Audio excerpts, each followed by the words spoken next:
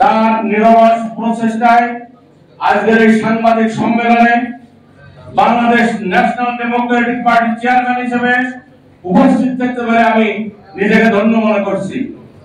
এবং এখানে যারা উপস্থিত আছেন সে সকল দল কষ্ট করে এসেছেন, মুখপাত্র হিসেবে আছেন সেকেন্দার আলী মনি, যিনি বাংলাদেশ লেবার পার্টির চেয়ারম্যান। এখানে আছেন বাংলাদেশ জনতা পার্টির চেয়ারম্যান এস.এম. মুস্তাফিজুর রহমান মুস্তাফ সরকার। এখানে আছেন বীর মুক্তিযোদ্ধা মুক্তি দলের চেয়ারম্যান বীর মুক্তিযোদ্ধা মোহাম্মদ ইসলাম এবং অন্যান্য যারা পবন সাহেব। তাদেরকে এই প্রোগ্রাম করায় তারা যে পরিশ্রম করেছেন, স্বাধীন পার্টির চেয়ারম্যান আমাদের মির্জা আজম সহ সকলকে জানাচ্ছি বিরান্দাল অভিনন্দন এবং শুভেচ্ছা। সময়ের 1 ভোট, অসময়ের 10 ভোট। মেসোপটেমিয়ান সভ্যতায় বলে 500 বছর আগে যদি আপনি যান তখন আমাদের বিজ্ঞানের কিছুই ছিল না। সেই জন্যই আজকের এই বিজ্ঞান এই পর্যন্ত এই বিজ্ঞানের এখন এই ধারায় বলা হয় কি বলা হচ্ছে দর্শকদের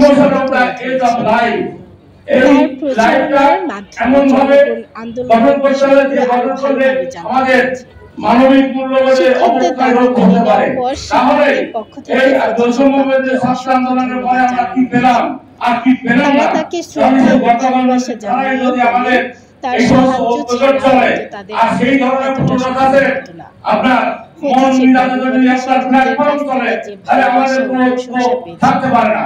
এই জন্য আমি আপনাদেরকে যারা ইলেকট্রনিক মিডিয়া বা যারা সাংবাদিক যারা উপস্থিত হয়েছেন তাদেরকে আমাদের এই জাতীয় ঐক্যের আমরা ডক্টর মোহাম্মদ ইউনূস সে হচ্ছে বিশ্বমানের আমাদের জাতীয় গর্ব।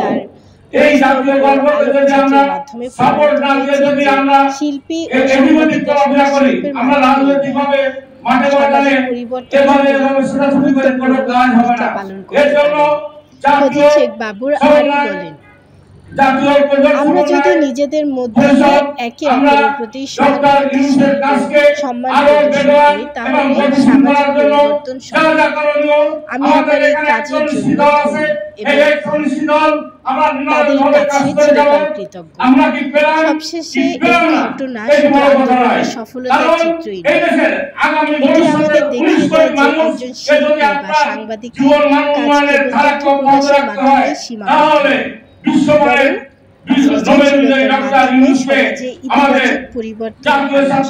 মানবিক স্বার্থে, সামাজিক স্বার্থে, পারিবারিক স্বার্থে আমরা তাদের অন্তর্বর্তীকালীন সরকারের প্রধান হিসাবে দেখতে চাই। এই জন্য আজকে তার প্রধান অতিথি হিসেবে বক্তব্য রেখেছেন, সে বক্তব্যের পর আবার কোনো বক্তব্য চলে না। এই জন্য এখানে সঞ্চালক আমাদের আন্তর্জাতিক বিষয়ক যিনি আছেন তিনি প্রফেসর ডক্টর এআর খান এবং আজকের আমি বিশেষভাবে আরেকবার ধন্যবাদ দিচ্ছি আমাদের জাফরুল্লাহ ভাই, যিনি এই জাতীয় ঐক্য সমন্বয় পরিষদের নামকরণ করেছেন। তিনি এই নামকরণের জন্য আমরা একটা বিজ্ঞান তাকে দিতে পারি। ধন্যবাদ সকলকে। ঐক্য সমন্বয় পরিষদের পক্ষ থেকে জাতীয় ঐক্য সমন্বয় পরিষদের 19 দফা দাবি আপনাদের সকলের সামনে উপস্থাপন করছি। 1 নম্বর, জুলাই আগস্ট 2024 গণহত্যা সহ সকল গুম, নির্যাতন, শাপলা চত্বরের খুন ও বিডিআর হত্যা এবং ভোটাধিকার হরণের বিচার দ্রুত সম্পন্ন করতে হবে। ফ্যাসিস্ট ও তাদের দোসরদের বিচার করতে হবে এবং রাজনীতি করা থেকে বিরত সহ তাদেরকে অবিলম্বে গ্রেফতার করতে হবে। 2, সকল প্রয়োজনীয় সংস্কার সম্পূর্ণ করে জাতীয় নির্বাচন করতে হবে যৌক্তিক সময়ের মধ্যে। দফা 3, জাতীয় ঐক্যমত্যের সরকার চাই, দ্বিকক্ষ সংসদ চাই, উপনিবেশিক শাসন ব্যবস্থার পরিবর্তন চাই, শাসক ও শোষকের অবসান চাই। 4, অতঃপর গণপরিষদ নির্বাচন করে গণপরিষদ সদস্যদের ভোটে সংবিধান সংশোধন করতে রাষ্ট্রীয় ব্যবস্থাপনায় মৌলিক পরিবর্তনের ক্ষেত্রে জুলাই আগস্ট গণঅভ্যুত্থানের চেতনা সমৃদ্ধ নতুন সংবিধান প্রণয়ন করার দাবি জানাই, যেন আর কোনো ফেসিবাদ ও স্বৈরাচার সৃষ্টি হতে না পারে এবং নির্বাচন কমিশনের উপর রাজনৈতিক হস্তক্ষেপ বন্ধ হয়। যাতে সুষ্ঠু ও নিরপেক্ষ গ্রহণযোগ্য নির্বাচন করা যায় সেই ব্যবস্থা গড়ে তুলতে হবে। 5, সরকার শুধুমাত্র কয়েকটি দলের সাথেই সংলাপ হয়ে গেছে বলে জাতিকে জানিয়ে যাচ্ছে। জাতীয় জনমত জরিপে যাচাইয়ের মাধ্যম হতে পারে না। এটি একটি চূড়ান্ত পদক্ষেপ নয় বলে জাতি মনে করে। সরকারের নিকট আমাদের স্পষ্ট বক্তব্য হলো, দেশের সকল রাজনৈতিক দলগুলোর সামাজিক সংগঠন, নাগরিক সংগঠন ও নাগরিক পেশাজীবী সহ সকল পর্যায়ের স্টেক হোল্ডারদের সঙ্গে আলোচনা করে সকল জাতীয় গুরুত্বপূর্ণ সিদ্ধান্ত নিলে প্রকৃতপক্ষে জাতীয় ঐক্য প্রতিষ্ঠিত হবে বলে আমাদের নিকট প্রতীয়মান হয়। এটাই বাস্তবতা এবং এটাই হচ্ছে সময়ের দাবি। আমাদের জানা মতে দেশে 150 থেকে 160টির মতো রাজনৈতিক দল রয়েছে।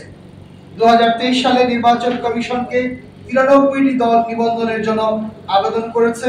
সে সকল দলের সঙ্গে সংলাপ করতে হবে, অন্যথায় এই সংলাপ ও সিদ্ধান্ত সমূহ অর্থবহ হবে না।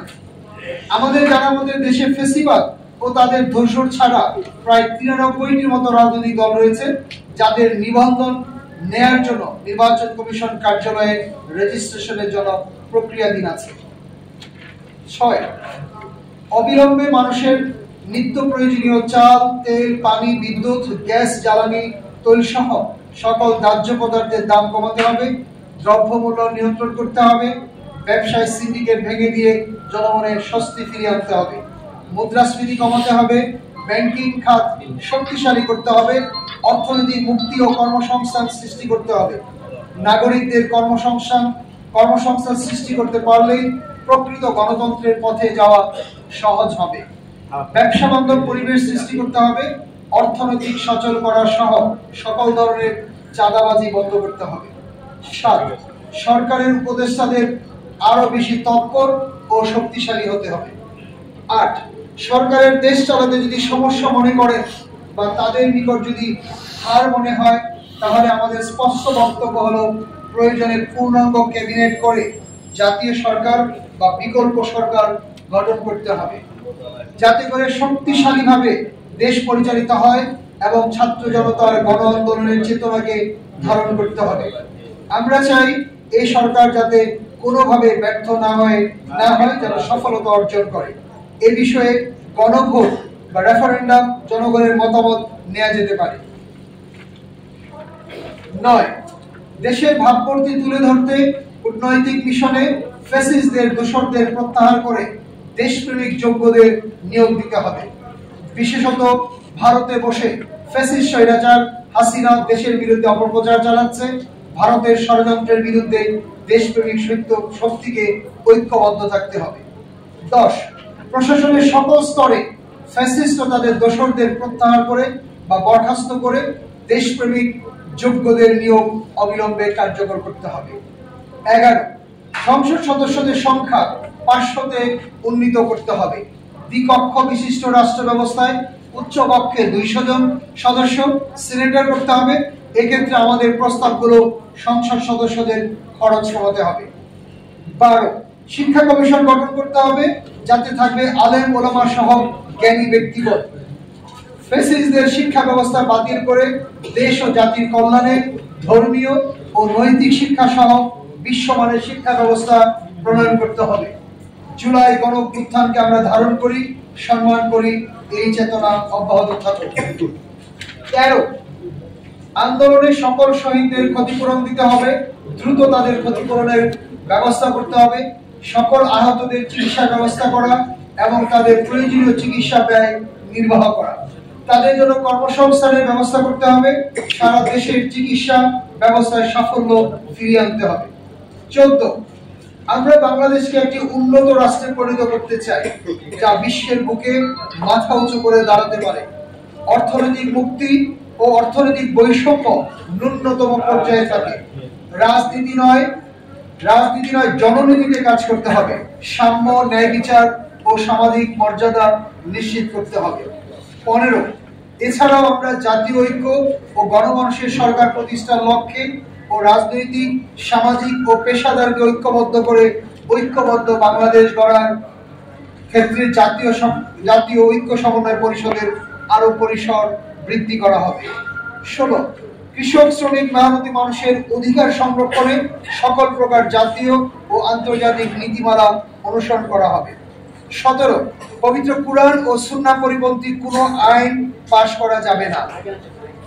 18 রাষ্ট্রীয় সকল মৌলিক প্রশ্নে জাতীয় ঐক্যমত্য বাংলাদেশী জাতীয় ঐক্য প্রতিষ্ঠাকরণ এবং উদার গণতান্ত্রিক বাংলাদেশ গড়ার লক্ষ্যে গতানুগতিক রাজনৈতিক ধারা পরিবর্তন করতে হবে। এবং 19 তৈল, গ্যাস, কয়লা ইত্যাদি উৎসের পাশাপাশি পানি সম্পদ থেকে বিদ্যুতের উৎপাদনের ব্যবস্থা এছাড়া নিরাপদ পারমাণবিক বিদ্যুৎ কেন্দ্র স্থাপন করে স্থায়ীভাবে বিদ্যুৎ সমস্যার সমাধান করা, জনগণের গোচরভুক্ত করে দেশীয় ও আন্তর্জাতিক সকল চুক্তি সম্পাদন করা। ধন্যবাদ সবাইকে।